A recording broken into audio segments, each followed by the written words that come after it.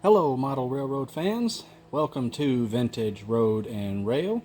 In today's video we're going to take a look at this MTH locomotive. It's a GP38-2 Union Pacific, and it has their, what do they call it, Proto-Sound 3.0 as well as DCC. And I brought this up to the Model Railroad Club that I'm a member of, and thought it'd be a good way to actually just shoot this video on a layout that is much nicer than the train table that I've got at home. And what you can't see, but I will pan over, is you'll see that line of cars. We've got 30 cars and a caboose. So we'll see if it will pull all of those cars, and if we get any wheel slippage, things like that.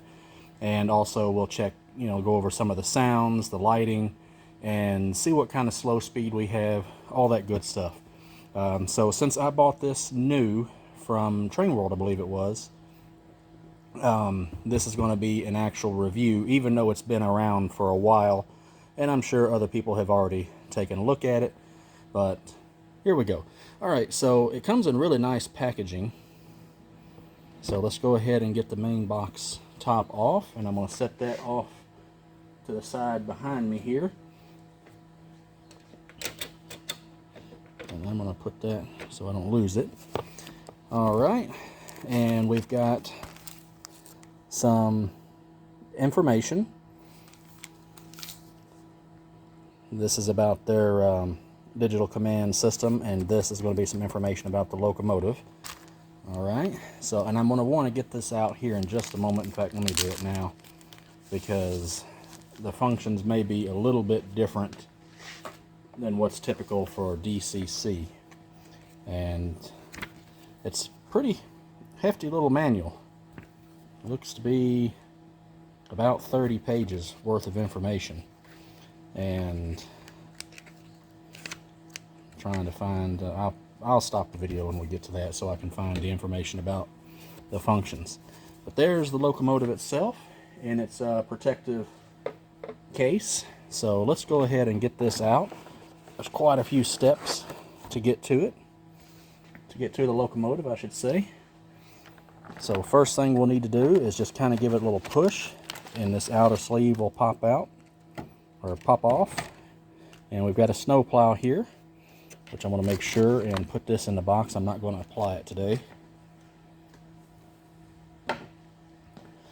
And then, like most locomotive packaging, you just pop up right here, and that will release the clamshell that's holding the locomotive in place. Set the locomotive aside so I can get this all out of the way here. And it is protected by this soft plastic, and then we've also got some foam on either side, preventing the handrails from accidentally getting crushed. And my recommendation for locomotives, especially if you buy them new, keep them in the box, keep all your original packaging. That way when you take them wherever you need to go, they don't get destroyed. And if you've bought yours loose with no box, maybe get yourself a piece of foam or something, some soft plastic, just something soft that you can put in there to protect these handrails, because the more prototypical they are, it seems the more brittle these handrails can get. Alright, well, let's take a look here at this locomotive. Now, I believe this is more of their budget version of their locomotives, because this wasn't that much. I think it was $140 that I paid for it, and most of that money was trade-in value, because I got a Bachmann Easy app locomotive, I believe it was, that you're supposed to be able to just control with your phone, no DCC or nothing, just need a powered track. And if you had an Apple phone, it might be good, but if you're all on Android, it's just junk, because you just couldn't get it to work. I tried 3 different phones and 2 tablets. So anyway, let's get to the star of the show here.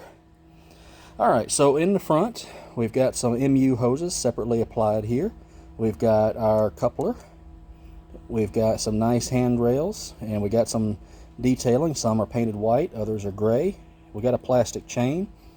We've got a molded in plank right here, or well, not necessarily molded in, but it's all one piece. It doesn't lift like some locomotives I've seen.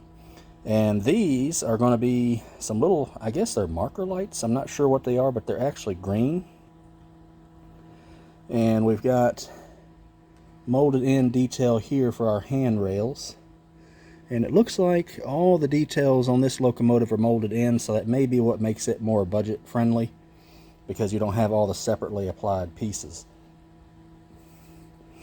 Alright, so we have our Union Pacific shield. You can see our drivers inside here. Oh, you can't the way I'm holding it. I'm zoomed out a little bit, so I'll have to kind of pay attention to how I've got the locomotive and kind of look through the camera. So we got some windows, we got lit number boards, and we've got lit front headlight. On the side, you can see our locomotive number is 307, and this is a Union Pacific locomotive. And as I said earlier, this is a GP38-2. And this is actually probably one of, if not my favorite style locomotive. I just really like the look of the GP38-2. It's not big or cumbersome, and I just think it looks really good. So anyway, so we got nice handrails here. We got our fuel tank, and looks like we got like a little, let me bring this up here, a sight glass so that you can see the fuel level. We got some decent molded in details on the trucks, and we got molded in details for our doors, for our ventilation grills. You can't see through them, but it is some nice molded in detail. And I didn't mention up here, we've got detail, some paint on our ladder, on our steps rather, and we have more of the same on the back here. Got some little writing here. I have no idea what that says. Let's spin it around so we can get a look at the back. And we get our backup headlight here, molded in grab irons, and these I guess are again marker lights. They light up red. And we got our little plank here. Let me turn that so you can see it right there. And we got MU cables and our coupler. And when we look at this other side, it's pretty much identical to the other side, the first side we looked at, but I didn't note before, we got a little UP logo here. So we come over to the top. We don't have a lot of detail, but what we do is pretty nice. We got our horns, and we got a couple of exhaust stacks for the diesel engine, and then we got some radiator fans here. Not really any detail to see, and they're not see-through, so they're not like photo etched parts that are added on. And I'm not entirely sure what this piece is. If someone in the comments can let me know, but that's molded in there. And really, the lack of detail on this locomotive does not hurt my feelings, because I've got a couple at home that have more of the separately applied pieces, and it's just one more thing for me to worry about breaking off. You know, so it makes me a little bit nervous.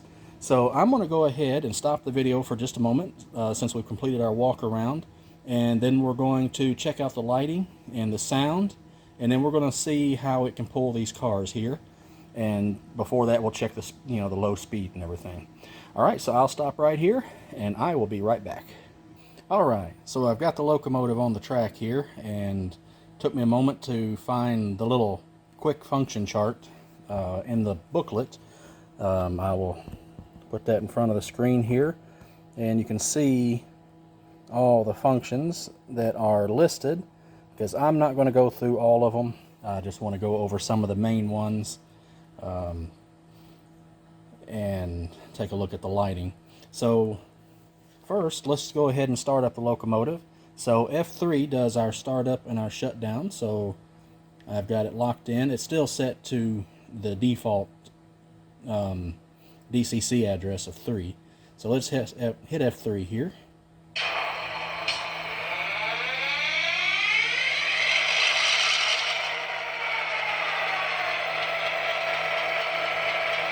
Alright, and that's our startup. So let's hit it again and we'll shut it down.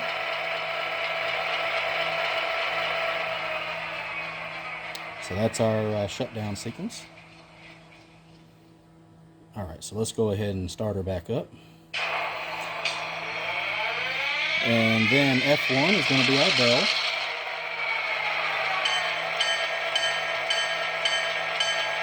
And then we got a horn for F2.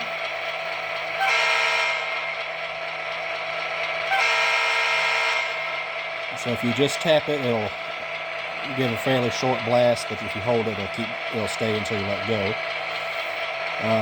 So we'll cover the lighting here in just a moment. F6 is going to be a master volume, and then F7 and 8 is front and rear coupler clank, and then F9 is a forward signal, so I believe that's for crossing. So let's hit F9.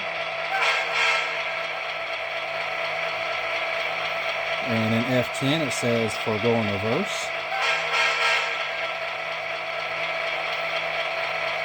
That's just a forward signal and a reverse signal. So my guess is, and someone can correct me, is before the locomotive starts either going forward or reverse, you hit that series of blasts from your horn. Let's see. Now there is an extended startup and shutdown sequence. So let's hit F18 and do the extended shutdown. How's she been running? She's running great.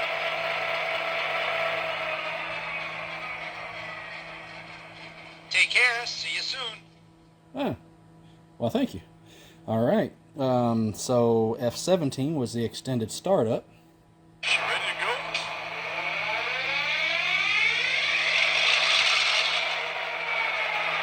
Pressure checks out okay. Fuel is topped off. Make sure the sand bins are topped off. All right, I'll check that out. Very interesting. All right, and the last sound sequence we'll go through Topped off. as soon as they're done talking. She's in good shape. Thanks. Ah, you're welcome. All right. Okay, so F11 is going to be our grade crossing, and this will be the last sound we'll go over.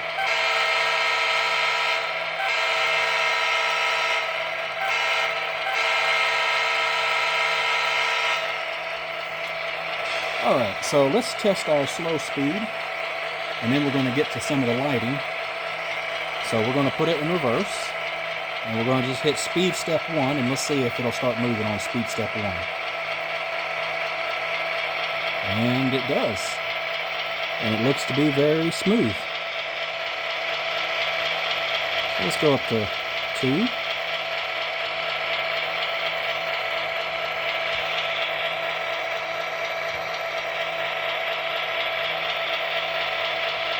Three, 4. And let's see if this just stops on a dime when I hit stop. For the most part, it does. Alright, so let's put it in forward, and let's test our lights. So our headlight is just going to be F0, and that'll turn it off and on.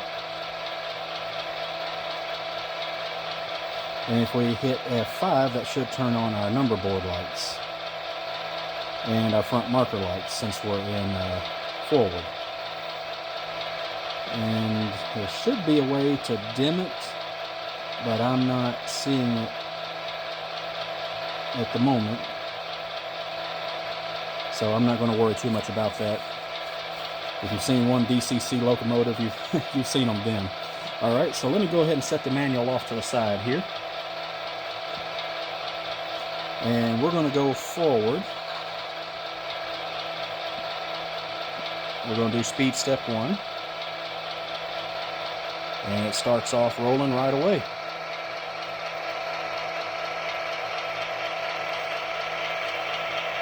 Let's move it up to 5.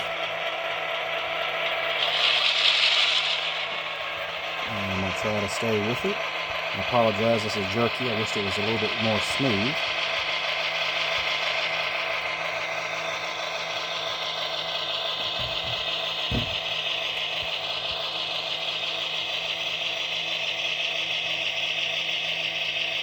And let's hit stop.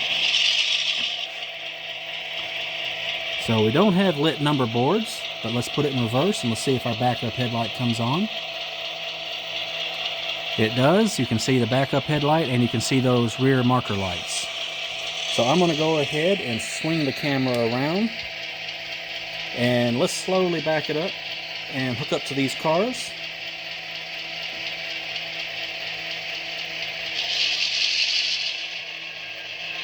And then we'll see how it can do with 30 cars and a caboose for a total of 31 cars.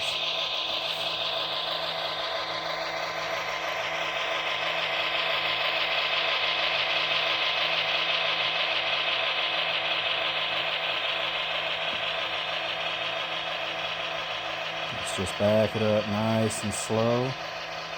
Speed step 2, 1. Boom, we got them. All right, so let's put it in forward. And let's see if it can pull all 30 of these cars and the caboose, so I should say 31, at speed step 1.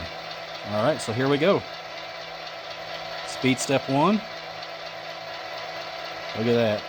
It's pulling, but it seems to have ever so slight hesitation. All right, so let's let this crawl for a second. So this is a look at the MTH GP38-2 locomotive. From here, I'm going to stop talking and just shoot some footage of it going around the layout. So if you enjoyed taking a look at this locomotive, make sure you hit that like button, subscribe, and hit the notification bell. That way you'll be alerted as to when my next video comes up. And if you have this locomotive or one similar to it, like in another railroad or something, put it down in the comments. Tell me what you think of the locomotive, or any thoughts on this one, or your thoughts just on MTH as a whole. As of now, they are owned by Scaletrans. Alright, well thank you very much for watching. Happy model railroading, and take care. We'll catch you next time.